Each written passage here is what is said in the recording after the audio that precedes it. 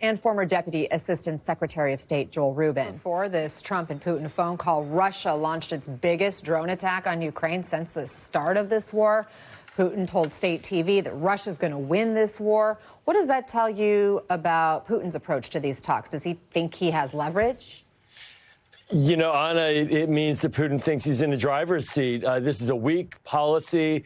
There's no demands on Vladimir Putin at all. In fact, right now, the Trump administration is not spending $3 billion that it was appropriated to provide in military aid to Ukraine. So what we're seeing is Vladimir Putin kind of leading this whole discussion. That's what's so strange about today's theatrics, which is it's almost as if Donald Trump is chasing Vladimir Putin, begging him to give him a bone, give him some kind of win, something to show that he is not being totally humiliated for claiming that he'd end this war on day one.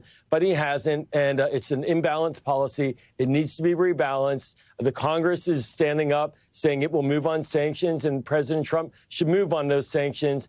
He should have moved on them weeks ago, but certainly now, after these calls, I think he has no choice but to do so because Vladimir Putin is not taking his arguments seriously.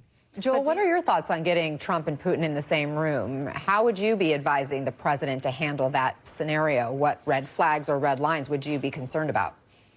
Well, you know, and I think that's Donald Trump's goal all along. He wants to reset American relations with Russia. He wants to ally with Vladimir Putin.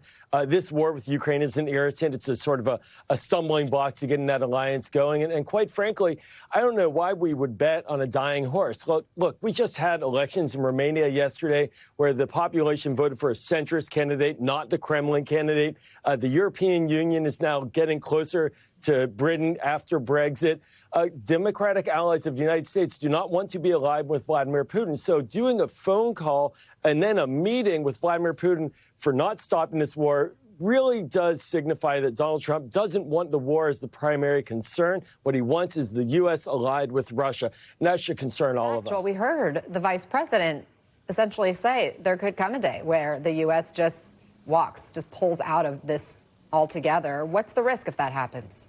Yeah, you know, those are not empty words. When the vice president of the United States says that, that has real meaning and impact. And to do that, for the United States to walk away from a democratic ally that is on the receiving end of an assault, an invasion by an autocratic regime should send shivers up the spine of all of our allies around the world, Taiwan included, who's looking at China. Of course, our European allies now, they're unifying, trying to find ways to backfill support to Ukraine in the case of the United States pulling out. This is a major shift in ideas, ideology, and national security strategy for the United States. You know, I believe that we still have deep commitments here in the country towards our democratic allies nationally and in the Congress. But the president and his team, they don't seem to view that as the primary commitment for our foreign policy. And I think that's what you hear when J.D. Vance says we can walk away.